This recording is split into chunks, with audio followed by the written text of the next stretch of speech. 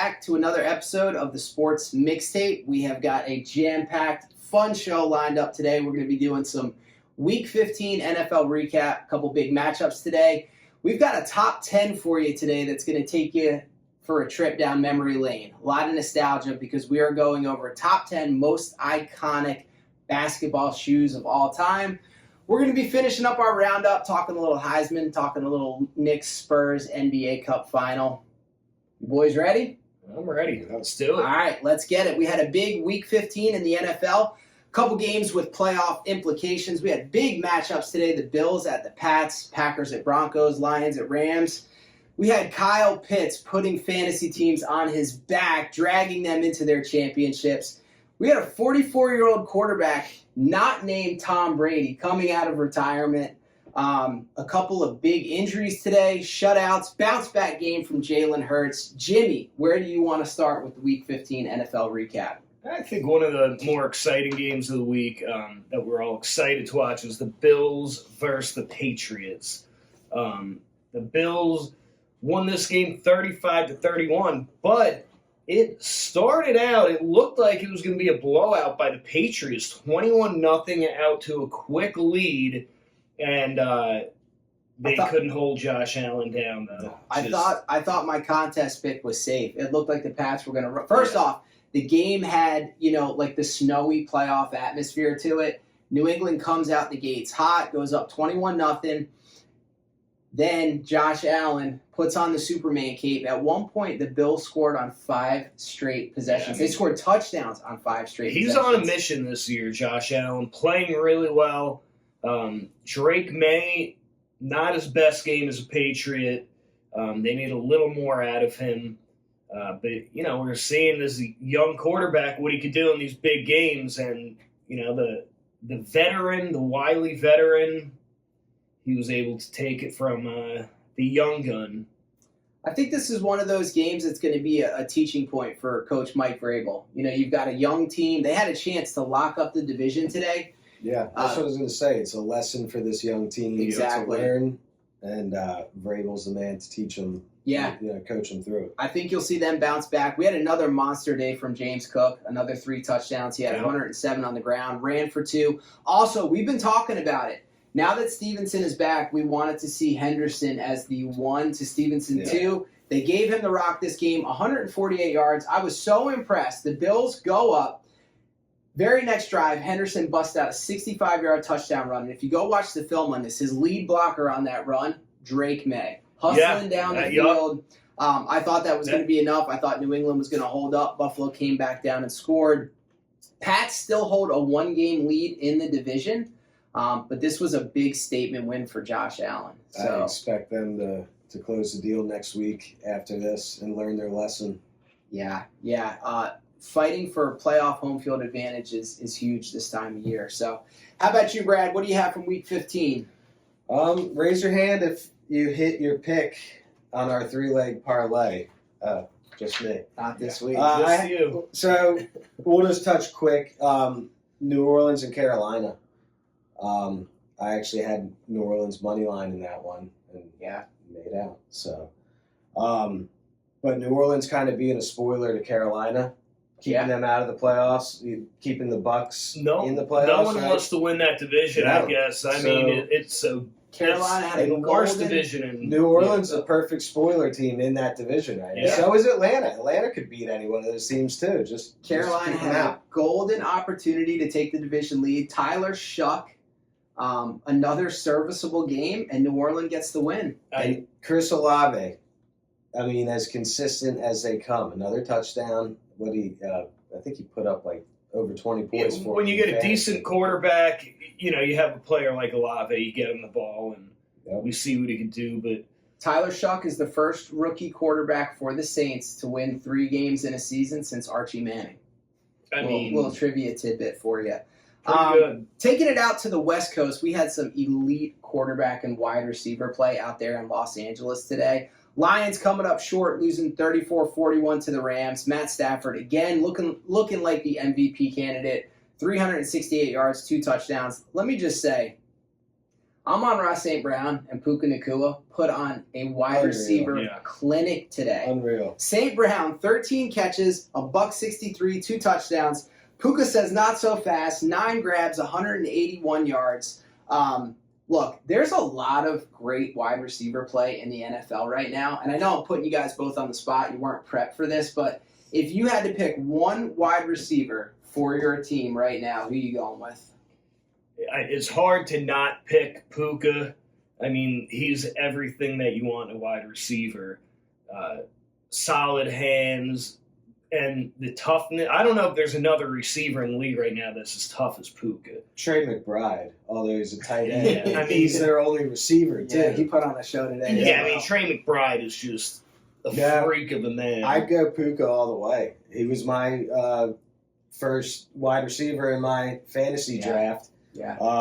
His I hand, had him last year, and you could just see the writing on the wall. The he's a freak. his hand strength is unbelievable. His ability to go up and contest catches. Again, at some point, we're going to have to do a Mount Rushmore of current NFL Yeah. receivers. But I think if I'm starting with a receiver on my team, I want JSN. He's still flying a bit under the radar. This is his first breakout year. If you watch the Seahawks games, he's not only always open, he is always open by an insane amount. He runs routes so incredible. Seattle's still a run-first team, and the guy's putting up insane numbers. He went over 100 again today. Speaking of that Seattle game, Brad, we have an NC State alum, 44-year-old Phillip Rivers, was coaching high school football. I know you've got some things to say about that as a diehard Wolfpack fan. Going back to the receiver thing, though, I think we might be saying something different next year with my man Malik Neighbors and Jackson Dart combo. So I'm looking forward to that one. The Giants fans are always optimistic. Yeah. We got it. Rivers. I mean, the first time he got hit today, just, imprinted on my mind. You ever see when the blow-up fat suits and two people line up like across the yard from each other and run it? They run it as fast as they can, and then they bounce off each other. The sumo suits. Yeah, one of Seattle's linemen, the first time Rivers got hit, their bellies just hit, and Rivers went flying straight backwards. How sore do you think Phillip Rivers is going to be tomorrow? Man. Can you Yeah, imagine? terrible. Hey, he looked like Uncle Rico running and slinging the ball. Nothing came out clean, but he was hitting his targets. He was hitting his guys. He controlled the game, yeah. He put him in a position to win. What a wild finish He to that played game. grandpa style football. It was a boring game to yeah. watch. It was a terrible game. Sam Darnold. I'm starting to worry a little bit. We've seen him do this where we get down to the wire and he just, he should really be thanking Jason Myers. That guy seems every game to hit like 5 or 6 field goals. But not a great game to watch. But I am intrigued to see next week Phillip Rivers march back out there. And Well, it was he's going to be black and blue for a while. It's an absolutely wild finish in that game. 47 seconds left. Indy comes down, kicks the 60-yarder. I'm thinking, no way. Yeah. Rivers is going to get a win in his comeback. It looked like he had enough leg for like 70 yards on that one. And then again. less than 30 seconds later, Myers with the 56-yard game winner. The Seahawks keep pace with the Rams. They're both at 11-3. The Rams travel to Seattle before the end of the season. Wins a win there. Another monster game. We had 2 division leaders out there in Denver. Hottest team in football, 11 in a row for Denver. Jimmy, what did you see in that Packers-Broncos game? I mean, that's a good game. That might be the Broncos' best win of the year, possibly. Just a complete game to me. Bo Nix looked really good out there. 302 yards, 4 passing touchdowns. They battled it out with the Packers, and we were saying last week we were intrigued to see like who comes out on top. And once again, the Broncos just keep it rolling, and they look pretty unbeatable right now. So come down to playoff time, I am interested to see how this team plays. And then for the Packers, you got to be upset as a Packers fan about Micah Parsons. Non-contact, looking like an ACL. Yeah, I think they said it was a torn ACL, so he'll be out for the year. And being so late in the year, too, is probably going to be out most of next year. But, Broncos Yeah, Keep Brett, it you've going. been on Sean Payton for a long time, man. That's what I was about to bring up. Yeah, I mean, he's really done something special with that team. And here, you want to know why I like Sean Payton, Brad? He's a Bill Parcells guy. And even though Bill Parcells coached the enemy for years, Parcells, come back, please. in the Giants and then Dallas, you got to respect the guy. He's a winner. We have a lot of awesome young coaches. Don't get me wrong, right? You got Sean McVay, you got Shanahan, you got Matt LaFleur. Peyton is a throwback to the old school days. The Bill Parcells, take no nonsense. The Broncos were an absolute mess, a dumpster fire when Peyton shows up. The first year they take their lumps, right? You guys remember? One of my daughters asked me today, Dad, what's the most points you've ever seen scored in a football game? And I don't know the exact number, but I do know the Dolphins hung a 70 on the Broncos Peyton's first year. They took some lumps that first year. He goes and gets a quarterback that he wants. Bo Nix, a lot of people didn't have high draft grades on him. There was something Peyton saw in him that he liked. Goes and gets him. Broncos make the playoffs last year. They go on the road to Buffalo, get beat. But this year, best team in the NFL record-wise, on a roll. Jimmy says they've been unbeatable. They look unbeatable, but they have been unbeatable 11 weeks in a row. 11 in a row. Yeah, Sean Payton doing a great job out there. And again, that Denver defense, 3 more sacks. Jordan Love looked bad. He's been cooking this year. 2 picks, 3 sacks. They're up to 58 on the year. The one bright spot I will say for the Packers, that touchdown catch that Josh Jacobs had, most wide receivers don't make that catch. Tiptoeing along the sideline, defender in his face, reaches over the defender. Jacobs is a guy I love, but yeah, huge win for the Broncos. Bears and Packers flip-flop again. Packers back in first in the NFC North. They play each other next week. Flip-flop every week. They play each other next week, so the Packers are going to have a chance to Detroit's playing themselves out of it. Yeah. Speaking of ACLs and injuries, we got to go out to Kansas City. You hate to see it, but Pat Mahomes, torn ACL. Guys, the Chiefs are not going to be in the playoffs this year. No. I think that's the last pass between Mahomes and Kelsey, to be honest. So here's my question for you guys, all right? Chiefs lost 16-13. Big win for the Chargers. They're slowly putting together a pretty fine season. It does not always look pretty, but they're 10-4. Guys, do you think this Chiefs dynasty is done? They've had a heck of a run, or is this like what happened to the Patriots, where in the middle there was a regrouping and then they put it together again? I want to know what you guys think. Is the Chiefs dynasty done, or are they gonna regroup, rebuild, and do this again? I don't think anything's done with Andy Reid. So they have to get a running game. They've got to get a dominant running back. And the defense has played well this year for Kansas City. But they're missing. Pacheco got 4 carries? Yeah, I mean, I agree. I don't think. I mean, Patrick Mahomes, we saw it with Brady. You know, it's not a fluke when you're in the playoffs 9 years in a row. You win multiple Super Bowls, Super Bowl MVPs. I mean, he has the pedigree. And, yeah, the Chiefs will be back. Now, this injury so late into the year, an ACL, that's going to bleed well into next year. Usually it's, in a year recovery, a little bit shorter for some of these young athletes, but I don't know. Maybe next year they're going to have to figure out what they're going to do next year, because they're going to need someone to play. I think Mahomes will start by September. They've come so far with these ACL repairs and recoveries. As long as he doesn't have a setback, the guy's a worker. Another question I have for you guys.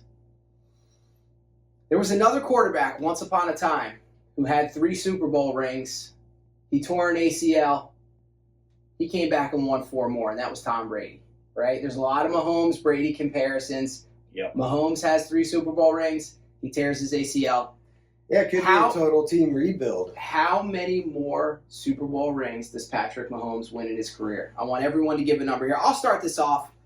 I think Mahomes ends up with 5 Super Bowl. It's hard winning NFL titles. I don't think he catches Brady. I think he gets 1 to 2 more, and I'm going to go on the high end just because I like Mahomes. I think he gets 2 more, ends his career with 5. How about you guys? Do you think it's going to be with Kansas City? Ooh, that's a good question. Yeah, I don't think you don't let a quarterback like that go anywhere. I mean, you pay him what he's going to want to get paid, and you build around him. You just know every year you have a solid. He just recently opened the restaurant with Travis Kelce in Kansas City, so he seems pretty locked in. I think he's a part owner of one of their other, maybe soccer team or one of the other teams down there. Yeah, he's all about that city, but I don't know. I mean, I think if they keep Reed around, like you were saying, Brad, they have to build, you have to get a solid run. There's so many good running backs. We see, running backs all year getting injured and these young backups coming in and killing it. Yeah. The Chiefs just got to find a guy. There are plenty of them out there.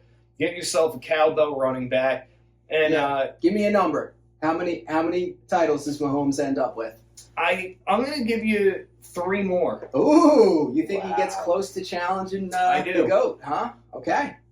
That's a bold take. I'm gonna go with none. Wow. I think there's new turnover in this quarterback world, and I think they're gonna start shutting these old guys down. Only time will Yeah. tell. All right, we got to give just a minute to our favorite teams. Jalen Hurts, huge bounce back game, home in Philly. Eagles beat the Raiders 31-0. This is the Jalen Hurts effort I love. You want to talk about efficient?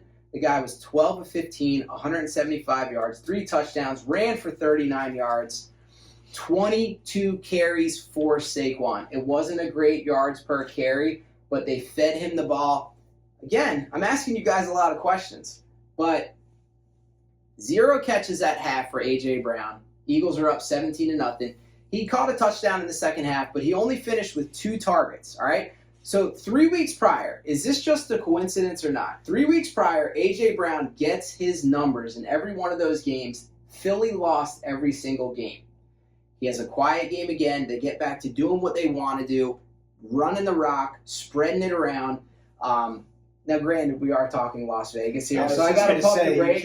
You can't make this the test game. The Raiders are terrible. But You wouldn't have had though? to throw it at all. You could have just ran it every time against. I'm too close to the Raiders. situation. I don't want to be a homer. Philly starts the season 8-2, though. The noise gets louder from the wide receiver camp of A.J. Brown, the cryptic Instagram posts, the locker room conversations. It's something worth looking at the rest of the season. You're going to need him. I mean, that's the bottom line. You're not beating these good teams without A.J. Brown. So I think the 3 losses that they had, I believe 2 of the teams are playoff teams, and then the Cowboys. Yeah. So they weren't like chumps that they were playing, but I think we got to see when they play another good team, solid team. We got Buffalo in 2 weeks. So but you don't have to force them the ball. You're right. You don't force A.J. Brown the ball. Devontae Smith, Dallas Goedert, had a couple TDs today. For weeks. Another quiet game for him. Let the game flow. You got to let the game script flow. Jimmy, I'll give you the opportunity to pass if you would like, but Jets caught a beat down today. Trevor Lawrence was looking like Patrick Mahomes out there on that football field. 6 TDs. Yeah, once again, I mean, that's what he should have done against this team. He's playing really well this year, Lawrence. The Jets' defense is in shambles, and it was a total beatdown. Jets started a rookie. He looked okay to start out, but you can't ask this guy as a rookie quarterback to come in and just start mounting a massive comeback. So it was all around a bad game for the Jets. But the Jaguars, fans, be excited because they're making some noise this year, and it's good to see Trevor Lawrence playing well. Yeah, they made a statement today. It's 5 in a row. Jacksonville is in first in the AFC South. Yep. 5 wins in a row. Huge game. How about you, Brad? Giants took another L today, so that's positioning them for the number 1 draft pick. I know a few years ago they gave that to Washington. Yeah, towards the end of a lost season. Yeah. Who'd they get then? Chase Young, I believe. Right? Yeah. So we haven't had a number 1 draft pick since 1965. So it's been a while, and I was getting nervous today that we might blow it again. But with the season over, it'd be nice to have that number 1 pick, whether we use it to trade for other picks or whether we use it to go after, some young talent. I don't think we're going to be going after any quarterbacks. So even if we get to number 1, I see us trading back and still being able to get the guy that we want because the other teams in contention, they're going to be looking for quarterbacks. Well, speaking of top picks, Another question that bears asking: if you guys are the Cleveland Browns, rough day for Shedeur again today. He was sacked 5 times, picked off 3 times. It's been a roller coaster ride so far for him, which, look, we can expect that from rookie quarterbacks. But if you're the Cleveland Browns, they have 2 first-round draft picks in this upcoming draft. Do you give Shedeur the car keys in 2026 and see what he has for an entire season? Or do you use one of those 2 picks to go after a top-tier quarterback? What are you doing if you're the Browns GM? Yeah, I mean, it's tough because you draft 2 guys this year. You're hoping one of them pans out. Neither late picks, though. You waited. They are late picks, but I'm a believer in, if there's a guy that you want, then you go and get him. I don't think there's a loaded QBs. There aren't a ton of QBs at the top of this draft this year. So I think if a quarterback that you want falls to you, or you can make a move for a guy, then you do it. You have to lock up that franchise quarterback. But, if that guy's gone already, then I think you roll with these 2 for another year and see what happens next draft. Yeah. Yeah, I mean, who knows if Watson can come back and do something. That guy is done. I think that ship has sailed. Yeah. Brad, before we move on to our next segment, is there anything you would like to say to a certain tight end down there in Atlanta? Thank you, Mr. Pitts. Boosting me into the fantasy football finals. As long as all goes well tomorrow night, I think you've got it pretty much locked up. Unless hey, I'm Devon not out of the woods yet. Yeah. He's got Ochain and Waddle. Yeah. I think he needs to put up like 75 points or so, though. I think you're safe. Yeah. Huge game from Pitts. Looks like finally paying off for the fantasy managers that were patient and still believed. 3 weeks in a row, he's put up decent numbers, but I mean, And you know what's been going on the last 3 weeks? no London. Cousins. No London. Cousins either. and no London. Correct. Correct. Yeah. Well, guys, Lamar looked better. Looked a little bit more mobile today, a little more burst. There were 2 shutouts today. Ravens shut out Cincinnati 24-0. Another dominant win for the Texans. They won 40-20. That's 6 in a row for the Texans. I couldn't help myself, but about halftime of that game, I found myself looking at the odds on DraftKings. 40-1 odds right now for a Philly-Houston Super Bowl. Hey. That's what I'm looking at. The other big injuries that we were talking about, Devontae Adams pulled up with a hamstring. Looked like he got shot while he was running. Puka left that game as well. I'm not sure how serious that's going to be. He came back in the end. I think he was back Yeah, in. he came back. But with the way Seattle has looked and with Devontae out, I would not be surprised if Philly figures it out on offense. That defense has been playing well all year. You guys have anything else you want to talk about from Week 15? Did anyone mention Micah Parsons? Yeah, And his knee, too? non-contact. Another non-contact. Another ACL. No, I think that was about it. 49ers, I don't think we mentioned, they kept it rolling too. Brock Purdy Purdy's look good. 3 more touchdowns. had a big game again. Hey, he helped my fantasy Good team. pickup, Brad. I had to sit Mayfield, and I grabbed Purdy, and he did well for me today. Yeah. The bottom line is Brad has to beat John in the finals next week. John, I hope you didn't blow your load. All right, we're moving on, guys. Up to this point, we've done top 5s. It's been one of our favorite segments of the show, but this week, we had to move it to a top 10. In the words of E40, everybody got choices, and there were just way too many choices here to limit this to 5. We are going with the top 10 best/most iconic basketball shoes. So there were a lot of factors that went into this. This wasn't just the most comfortable performance shoe. This was a shoe based on innovation, a shoe that had swag, a shoe based on who wore it. And I'll tell you what, when I was doing the research for this, I felt like all I was missing was an East Bay magazine. So for the young bucks out there, Jimmy's going to take a minute to turn you guys on, give you a little knowledge. Jimmy, let these kids know about an East Bay magazine and try to keep it out of a Freddy's rant. But if you go there, you go there. No, look, East Bay, it was, when you got that magazine, it was like Christmas morning. Oh, yeah. It was so exciting getting it. But back when we were younger, not to sound like an old man, but there wasn't the internet to jump on and buy anything that you wanted. You had to physically go to stores. This magazine came out that you get. Or you had catalogs like this. Yes, this was a sports catalog where you get hats, shoes, basketball shoes, Sports equipment. cleats, Wrestling singlets, Headgear, everything. knee pads, You name wrestling it. shoes, anything. It had it all. and you went on there, you marked, usually what you wanted, and you had to send it in and with payment, and it arrived when it arrived. But I mean, East Bay was awesome. It was a staple for a 90s kid. So we're going to give you the top 10. Once we finish up, I'm sure there'll be a few honorable mentions, but Brad is going to kickstart us. Brad, who'd you have at number 10? Oh, Jimmy, you're really going to like this one. So this was an NBA player back in the 90s. He created his own shoe company, Ewing 33. Oh, yeah. All right, this is Patrick Ewing, played for the New York Knicks. Ewing 33 High, made in 1990. This was his signature shoe. Nice. But you'd be happy to know the brand actually is still making sales in New York. The Ewing 33 brand is still setting out releases and releasing shoes in the city. Yeah. People love that But retro. this was like an all-white shoe. I remember it that. had The some Knicks. orange and blue on it, but Patrick Ewing's autograph was on the side of it. It was a cool like retro high They top. said it was the original Big Baller brand. Yeah. So yeah, that's my number 10. Yeah, nice. Nice. Showing some love to Jimmy's Knicks. Yeah, I had that as an honorable mention. Okay. Yeah, Yeah. that's good. I remember that shoe. I like it. All right, Jimmy, you're up next. Number 10. This is a shoe. When I was maybe 11 or 12, I actually I begged my dad before the school year to buy me a pair of these shoes, and he did.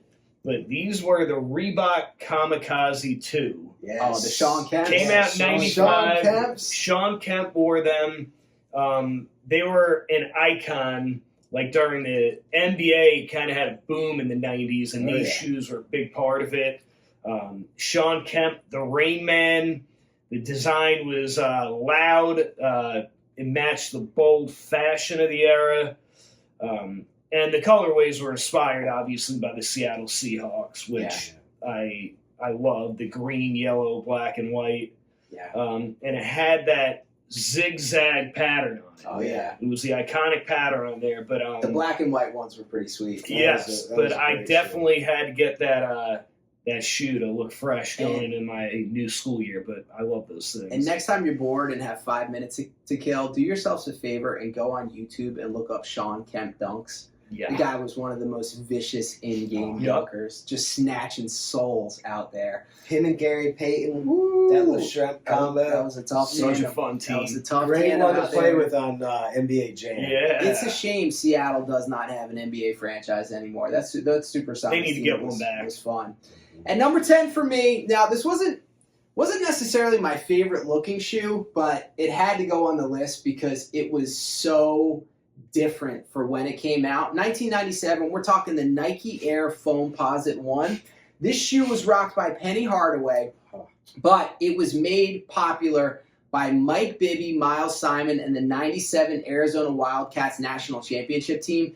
This shoe was a futuristic spaceship-looking shoe. It looked like it was designed for the Monstars, right? It had this electric light iridescent shell that was blue. It was a liquid polyurethane mold. Again, Penny Hardaway rocked these.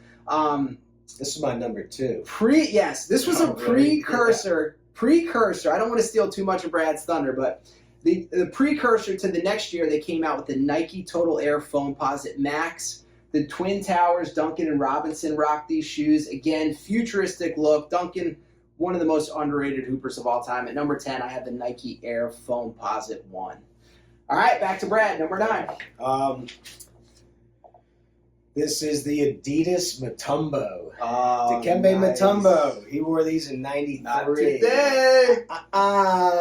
One of the best defensive centers of our time, and his blocking ability was unmatched.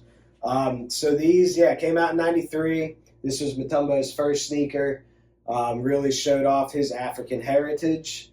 These were mainly black, but they had like black and white zigzag patterns. They had the green, yellow, red combo. They were a pretty sweet shoe, man. Yeah. Great choice.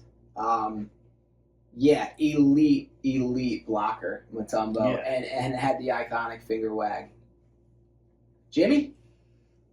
All right, I went on this list. I actually have a few different Air Jordans on this list. This is one of them. The Can't Air go. Jordan 13s came out in 97. This was during the 97-98 season, Jordan's final season with the Bulls. The design was inspired by a panther, reflected Jordan's agility, cat-like instincts on the court, and the outsole resembles a panther's paw, and the holographic eye on the heel evokes a panther's eye. But this also had like the small hologram on the ankle with the 23 Jumpman logo. But yeah, I remember these things coming out in 97, and I did not have a pair of them, a little above my price range back then. But I love these shoes. I mean, they're just such a great looking pair of Air Jordans. Yeah, you can't go wrong with a pair of J's. There were so many to choose from. Yeah. This list 1 through 10 could have been J's. Let's be sure. honest. I had to only Easily. put a few Yeah, of them we on had, there, but- we had to get some variety here. So number 9 for me, former Duke Blue Devil. We're talking the Fila 96, also known as the Grant Hill Fila 2s. Guys, in the 90s, Fila had a moment, Yeah. for real. Yep. Fila was Yeah. legit. Freddie So shoes. much so that our beloved grandfather, Freddie, who, if you've listened to a few episodes so far, Freddie of Freddie's Corner, He had as a hot- grandfather, rocked some. They were either Grant Hills or all-black. Stackhouses. He had both, Yeah. and he had the all black Fila Grant Hills. They were Unbelievable. great. for Look, him. These shoes did over 125 million in sales in the first year. Grant Hill, one of those big what ifs. If he never has those ankle injuries, Grant Hill was going to be just a star for years. He still had a great career. Only the 4th ever rookie to have a signature shoe. And again, if you guys remember, I'm sure our buddy AJ out there remembers the Scotty P. Fila visor, right? Scotty Pendle with the Fila visor. Yeah. Again, Fila was everywhere in the mid-90s. Oh, yeah. Big pop culture one here, all right? Going to give you guys a little quiz By the way, question. rumors he's still wearing that to this day. Trivia question here. Which classic famous hip-hop artist wore a pair of the Grant Hill Fila 2s in one of their iconic albums in the CD booklet that, again, for you young kids who don't know, you had to look in the booklet, look at the lyrics up to songs. Any guesses here? What year did they come out? Famous 90. These came out in 96. Oof. I mean, Snoop Dogg? Good Put guess. this on the Same spot. coast. Same coast. Dre. Tupac. Rock Tupac. these I was on gonna the say CD Tupac. booklet of the All Eyes on Me album. So, Brad, who you got for number 8? You mentioned it. Tim Duncan's Nike Total Foamposite Max Yes. coming out in '98. Great show. This was like a real sleek silver, iridescent silver Yeah. design. I used to see a bunch of people rocking. I remember a lot of people yeah. wearing These those. were great shoes. Yeah. But yeah, I mean, especially with the Spurs uniforms, it went great with it, and on the big man Duncan. But comfortable, super cushiony shoes. One of my all-time favorite players to watch. I think Tim Duncan is the most underrated NBA player. The big fundamental. He was so in control Just of so the floor. good. Unbelievable. Wake Forest guy. Again, you'll hear us talk quite a bit Yeah. about college hoops because we are living in North Carolina, and it's the real deal out here with college hoops. Yep. Jimmy, who'd you have at number 8? Number 8, I had Nike Air Force Ones. Okay. All right, so these were first originally released in 1982, and Moses Malone rocked them. Yeah. They've been around for a while, and like in the 80s, they were considered cutting edge, worn by a bunch of NBA players. But really, for us, when they took off, I'm sure we all remember a 2002 song by Nelly called Keep on stomping. Air Force Ones, and that kind of reignited a passion for them. But they exploded after that, and I mean, everybody had a pair of Air Force Ones. But they're just a sleek design. They're kind of now they're not really basketball It's a sneaker, I would lifestyle say shoe. now. Yeah, now it's more of a lifestyle shoe. different colors, you rock it. But Air Force One's got to be up there on my list. Well, and you know who rocked them on the court? Even though, the original Air Force Ones were used to hoop in, but then they became more of a lifestyle shoe. But you know who rocked them on the court? He had orthotics made for him. Rasheed Wallace rocked the Air Force Ones throughout his career. A Philly guy, nod to the people back in Philly. Yeah. All right, at number 8 here, I know Brad is going to really like this one. We're going 1996 release, the Nike Air More Up Tempo. These were the Nikes with the giant Air letters all across the side. Yeah. Air took up the whole side of the shoe. I thought the black on black colorways with the white Air outline. Such a 90s shoe. These really rock the oversized pop art aesthetics that was going on in the 90s. These were designed by a guy named Wilson Smith. These showed up in a famous Brendan Fraser movie from the 90s. Can either one of you two guess that movie? Yeah, it's Caveman movie, right? George of the Jungle. Oh, He's really? rocking a pair of the Nike More Air Up Tempos. And the guy that really popularized these, though, that rocked them in the league, Scottie Pippen, during the 96 finals. That year that the Bulls went 72-10 and won the title, Scottie Pippen was rocking the Air More Up Tempos. I know. I had a pair of these in middle school. The Carolina blue colorways. I hate to admit what color that's they were. That's how fire they were. Yeah, but that was a hot shoe there. Yeah. It was. All right, Brad, number 7. We got to take it to Allen Iverson with the Reebok Answer 1, 97. This is the sequel to Iverson's The Question. Yeah. And this was a badass shoe. Yeah. Brennan had all the Iversons.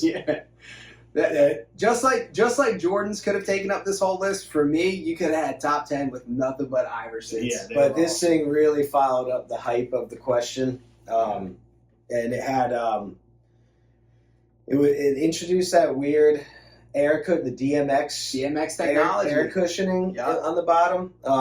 It was a unique shoe. They were like airbags on the bottom of your shoes. But what I loved about his shoes, they're all like mid-top shoes. They weren't high or lows, but it was the perfect length. But yeah, this was a nice shoe. And those original colorways, the black and gold ones that you're talking about, they were iconic for sure. Jimmy, what'd you have at number 7? So my number 7 is I'm going to take you back in time. And I'm sure we all have this on the list, but it's 1991. I'm up watching the slam dunk contest. Oh, man. D. Brown steps up to the final. Of course this is on my list as a Celtics fan. Against Sean Kemp. He bends over, pumps up his Reebok, proceeds to pull off a no-look dunk and win the title. Did he peak? It's a legendary slam dunk contest. These shoes, I remember being a kid and just thinking, if I could pump up my shoes, I'm going to jump over. Yeah, I'm going to jump over any building. But I remember I had a couple different pairs of these, and I used to love these. Yeah, you guys are hitting my list. That was number 4 on mine. Yeah, that was really groundbreaking when that came out. You said Dominique Wilkins wore the first original pumps, was Dominique. These ones, the black ones. Dominique Wilkins was the originator in 1989. The Reebok Omni Pump. These were called the Omni Pumps. Omni. D. Brown made him famous, beloved Boston Celtic. Yeah. Great choice there at 7, Jimmy. So number 7 for me, we've got a pair of Kobe's. Now, as far as like shoes to hoop in, for me, it's a pair of Kobe's. Kobe was such an innovator. His, growing up in Italy, he loved soccer. And so after some early career ankle injuries, Kobe really wanted to design a shoe that performed like a soccer shoe. So he was the guy who really... shoe that would give you an Achilles injury instead of an ankle injury. He was the guy who brought the low top to the NBA. These were incredibly lightweight shoes. You could go with a couple of different editions of Kobe's, but the ones that I'm picking for this list, because of the colorway, the Kobe 6 Grinch edition shoes. Yes. All right? Kobe rocked these on Christmas Day 2010 against the Miami Heat. These had a snakeskin upper to go with the Black Mamba Kobe persona. They were electric green. You could throw red laces in them for that Christmas feel. One of the most popular sneakers still worn to this day by current NBA players, the Kobe 6 Grinch edition. Yeah, those I remember when those came out, him wearing them. But yeah. That's a good pick right there. All right, back to you, Brad. All right, number 6, right? Number 6. This was another innovation from Nike back in 2000. We're taking it to Vince Carter with the Nike Shocks. PB4s. Yeah. So he made this shoe iconic by jumping over a 7'2" Frenchman. Frederick Weiss, in the 2000 Olympics on global television. This is everyone in the world. It's one of the greatest dunks ever. He completely clears them, 7'2", and just posterizes them. We have iconic. But let's talk about the shoe, though. The visual of the shoe, it made you think of spring and hops because it had a set of shocks in the heels. Yeah. But it was a silver, and it had like a black tongue and laces, and the blue shocks in the heel. It was an iconic shoe. Nike Shocks were hot for a minute. They put them in running shoes, all different types of shoes. And we have listed at this point 3 of the top dunkers in NBA history with Dominique Wilkins, Sean Kemp, and Vince Carter. Jimmy, who you got at number 6? Number 6. I'm going to go with a shoe that came out in 1991 and was worn by David Robinson, the Nike Command Force. Okay. Simple shoe. You'll remember these. Billy Hoyle wore them in White Men Can't Jump. The white ones with the little maybe greenish yellow on there. But yeah, they started out, in the 90s. They were like the tall sneaker, the first kind of real tall ankle support sneaker, cushioning technology. And today they still make them, newer versions or whatever, but yeah, that's just an iconic sneaker from a great movie, White Men Can't Jump. David Robinson, the Admiral. Yeah, Nice choice. My number 6 has already been mentioned, the Reebok Omni Pump by Jimmy. It's the one that D. Brown wore, pumped up before winning the dunk contest. These were black and white. The thing that you used to pump these shoes was an orange basketball on the tongue. Awesome. Made them tighter around your ankles. It had an inflatable air bladder. Yeah. That's what it actually did. It tightened them up. Snugged the shoe onto your foot so that you thought you could fly. So, all right, back to you, Brad, for number 5, halfway home on the list. All right, these are the Nike Flight Posit ones. This is Kevin Garnett's signature shoe. Nice. This was the sequel to Penny Hardaway's the foam posits, but Garnett's had this zip up skin over top of them. Then they had this was another like iridescent chameleon look to these shoes. They were like a greenish goldish, but shown all the iridescent colors through it.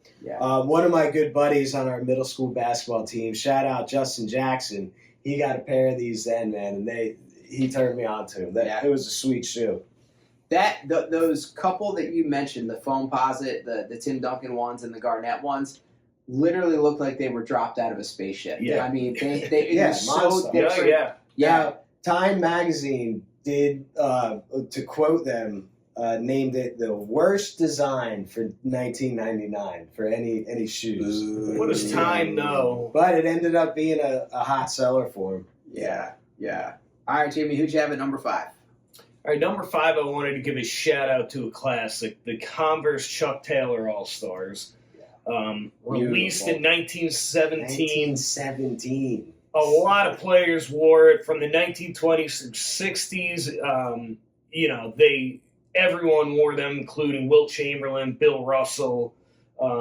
They're a terrible basketball shoe now. You do not want to wear those. But whatever generation you grew up in from 1917, if you were a kid or like middle school age, you had to have a pair. Yeah, and I had several pairs of these. These are still popular over 100 years later. And they transformed, like now you see a lot of rock stars and people in bands, like musicians that wear these things. It reminds me of the movie Jumanji and then the Dad's Shoe Factory. And then, the guy created like a Patrick Ewing type basketball shoe.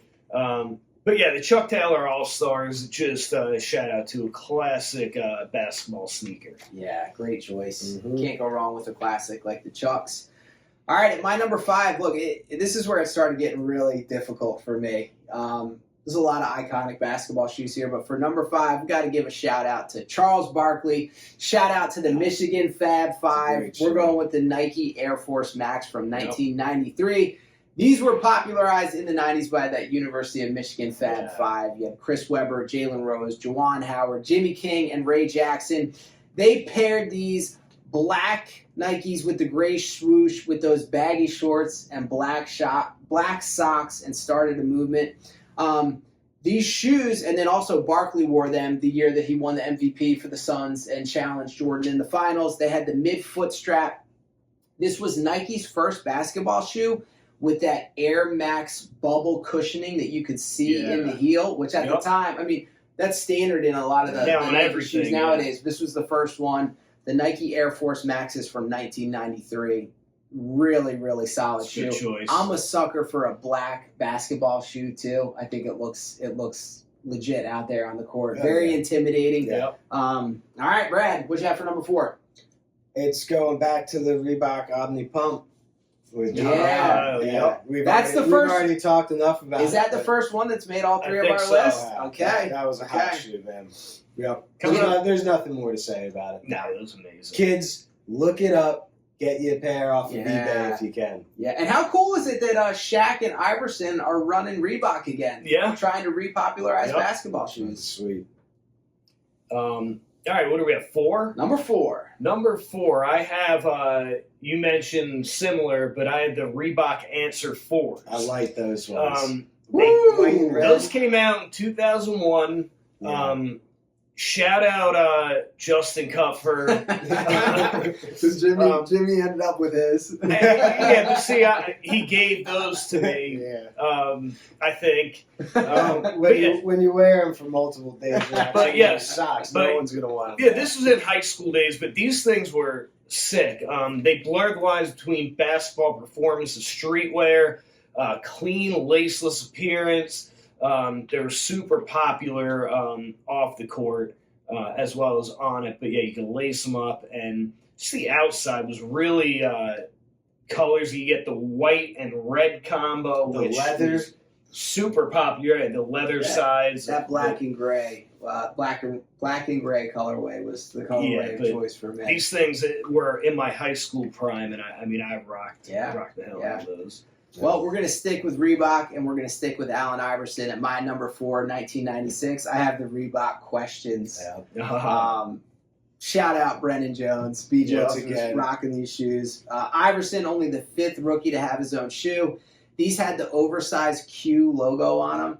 What a brilliant branding and marketing design to name your first shoe the question, and then the following one's the answer. After Iverson wins Rookie of the Year, goes on to have a historic career.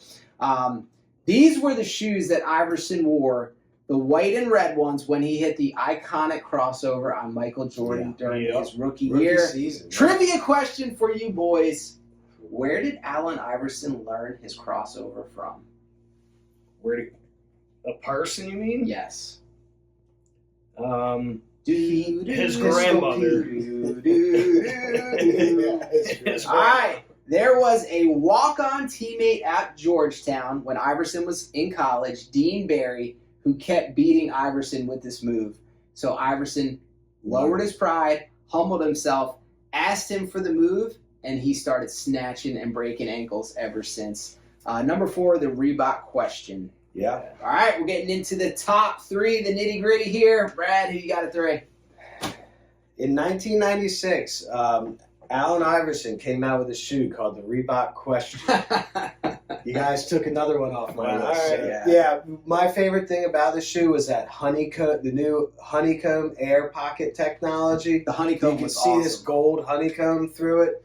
It was, I love the all white with the red toe. It looked like the toe was dipped in red paint. But, super comfortable shoe. Another mid-cut shoe, which are my favorite basketball shoes to play in. So you had those white and red ones. You had the white and blue ones. You had the black and gold ones. There were colorways that were awesome. And Iverson, I mean, quite possibly, definitely in my top 5 favorite athletes to watch play. Oh, for sure. You'll hear his name a lot on this podcast because undersized, had that dog in him, and just when you make other professional athletes look slow and clumsy, I mean, guy was unbelievable. Think about this too. How fun! We love watching him play basketball. How fun would it have been to have seen him play football? Yeah, right? You know? Yeah. You got to go back to his high school highlights to see that. Phenomenal. But if the athlete. career path went the other way, I think we'd be saying the same thing. He would have had a signature cleat. Unbelievable athlete. Jimmy, number 3. Yeah, so my top 3 are all Jordan brand. Okay. Can't go wrong with Number 3, Air Jordan 1. Classic. The OG Jordan that started it all, sparked a revolution, became a central part of streetwear, hip-hop culture, sneakerhead culture. But, yeah, came out in 1985, obviously worn by Michael Jordan. But, yeah, this sneaker is just, they make updated retro versions that are still as popular as ever today. But without that sneaker, I don't think the sneaker culture would be what it is today. Yeah. that. And what added that mystique to the shoe was the original one that came out in black and red was banned from the NBA. Yeah. You couldn't have multiple colors on shoes. Also, how about that logo? The wings on the basketball up in the upper corner. And just the whole story of Michael was gonna sign with Adidas. He wanted to be an Adidas guy. Nike makes the pitch, gets him in. The rest is history. Jordan's just, you see him everywhere you go. All right, number 3 for me. One of my favorite all-time shoes. 1996. This was a good year for sneakers. We're going with the Nike Penny 2s. Penny Hardaway. Shoes. The Little Penny commercials. You guys remember up-and-coming comedian Chris Rock playing Little Penny in the commercials? Had him in the Sprite commercials. Man, yes. Another giant what if Penny Hardaway doesn't get hurt, if Shaq doesn't leave Orlando. Look, Penny Hardaway was the real deal in the mid-90s. Yeah. 6'7" guard. Again, for you young kids out there, YouTube Penny Hardaway highlights. This shoe, black and white, had the Orlando Magic blue. One of the coolest things about this shoe was the little 1-cent logo on the side to signify Penny's nickname. Anthony Hardaway, phenomenal basketball player, University of Memphis guy, came into the NBA, and those early Magic teams. They were fun to watch. Electric. Real fun. Brad, who'd you have at number 2? It's Anthony Hardaway, the Nike Foamposite ones. I think it was on your list earlier. Yeah, but yeah. 1997. But it was developed in conjunction with an automobile company, Daewoo. Okay. It's, Daewoo? Daewoo, yeah. So they don't exist anymore. No. But it was some crazy technology. You said they casted, they had to pour this liquid into these molds to make the outer shell. But it had that blue. It looked like you had water in your shoes or you were walking on water. Crazy metallic blue to Iridescent it. color. Yeah, it's awesome. But this shoe wasn't even made for Hardaway. What happened was the shoe salesman came to give him some ideas and show him some other shoes they had to offer him. And he saw it laying at the bottom of the duffel bag. And he said he had never seen anything like it. Yeah. And that was he wanted those. So Incredible shoe. And I heard at some point too that one of the inspirations for that shoe, because I know what Brad's talking about, this thing is like a shiny metallic look, was the shell of a beetle. You know how some beetles have that iridescent look to them? They use that as inspiration in making the shoe. So Jimmy, which pair of J's came in at number 2 for you? Number 2. The Air Jordan 11s. Oh, such a great Air shoe. Jordan 11s were Shiny. They came out in '95, obviously worn by Jordan during his comeback season and 1996 NBA Finals when the Bulls went 72-10 and won the championship.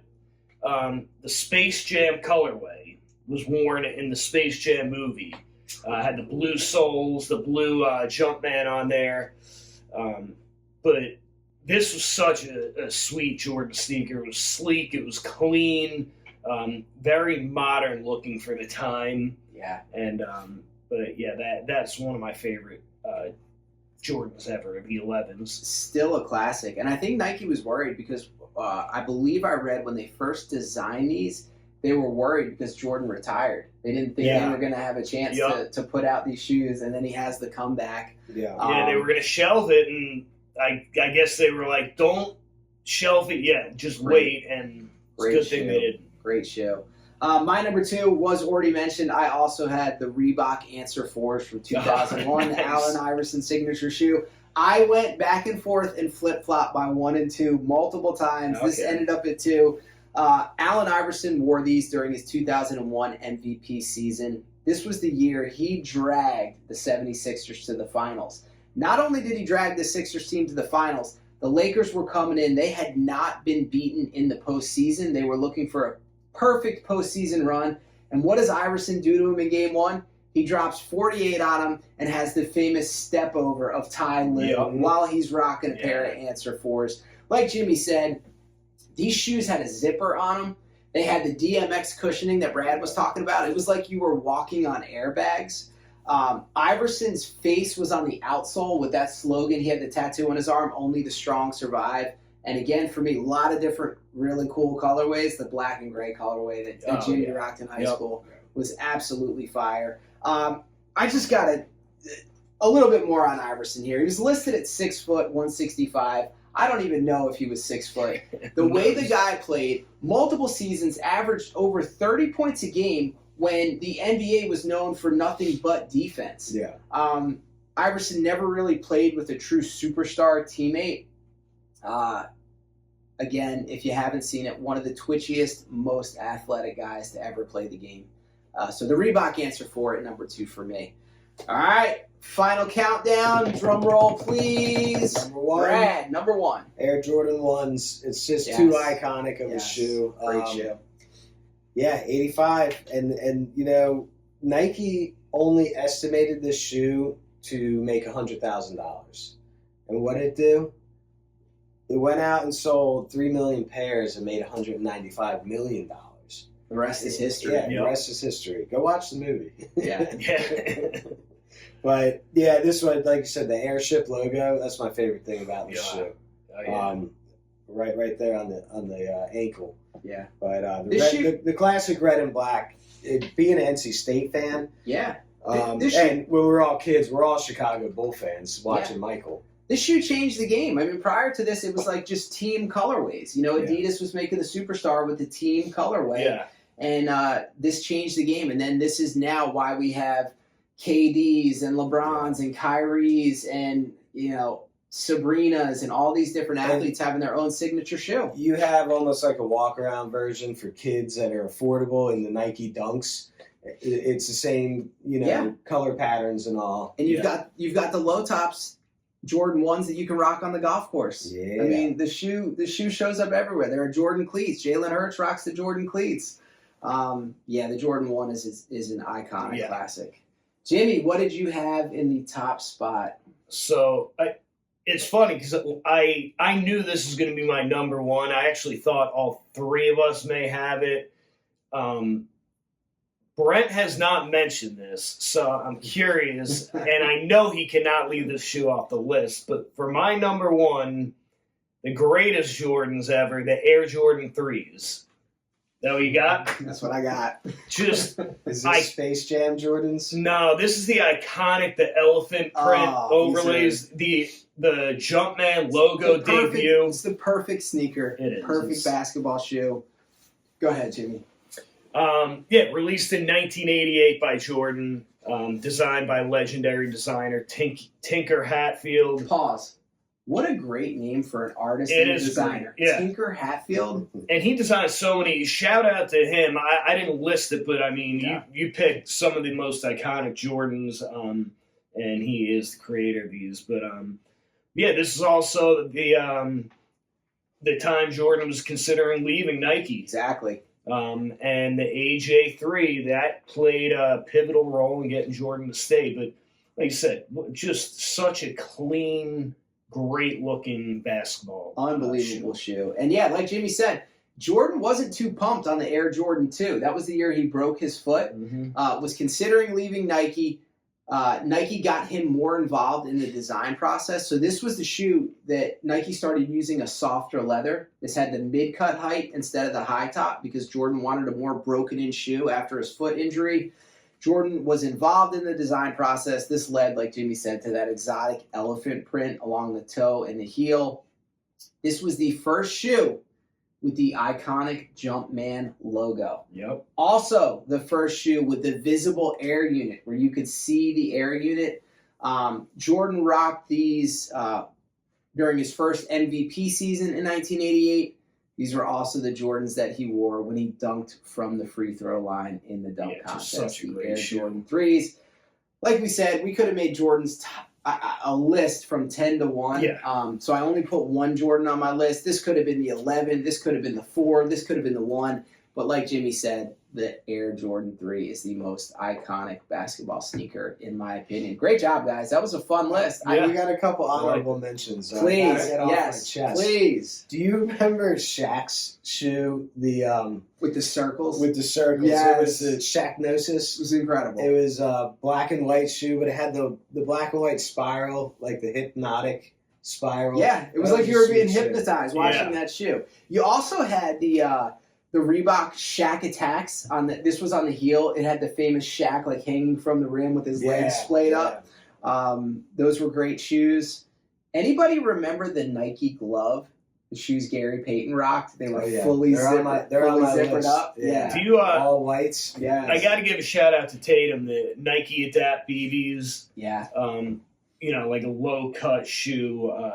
Just such a comfortable design that they put on there. But yeah, it came out in 2019. That was rocked prior some- to Tatum getting his own shoe. He rocked the Adapt BBs. Those are sweet What shoes. else did you have, Brad, on your honorable mention list? The Adidas, the KB8s, those Kobe's. Yeah. they were pretty sweet. Yep. That, and then a little more of a throwback. Magic Johnson and Larry Bird wore these, but the Converse Weapons. Oh yeah. They were a sweet shoe. Oh yeah. Also couldn't help but put on the list the and one Thai cheese. For a minute, and one was a movement. These were the shoes that Vince Carter wore during the iconic dunk contest when he hung on from his elbow. How about the Starberries? Stephon Marbury wanted to make sure they were $15. He was trying to make a shoe for kids to be able to afford sneakers. They had the Star logo on them. Any other honorable mentions crack the list for you guys? Kobe 4s. Yeah, I think you mentioned this, the Nike Air More Up Tempos with the air on there. I did have the Jordan 6s were sweet too. Yeah, lot of They had solid a rubber sneakers. tongue. Yep, All blacks. yep, lot of solid sneakers. I did have a bunch of years that I had the Nike Penny 2s, the Adidas Matumbos, the Ewing 33 highs, and the Nike Dunks. I didn't put them on yeah, there. classic Nike shoes. Dunks are classic. My kids, every kid on the Parks and Rec basketball court has a Nike Dunks. Yeah, I They're mean, an affordable shoe. Yep. Comfortable. Yep. All right, to wrap it up, the Sports Mixtape wants to congratulate Heisman Trophy winner from Indiana University, Fernando Mendoza. Pretty cool story. This kid was a 2-star prospect with only one scholarship offer. He is now the Heisman Trophy winner, and Jimmy is hoping the Jets will take him with their I'll give you my firstborn child. their first draft pick coming up. Last thing we want to touch on, Jimmy, I want to throw it to you for this. The Spurs and Knicks are going to be meeting up in the NBA Cup final. Jalen Brunson dropped a 40 spot the other night.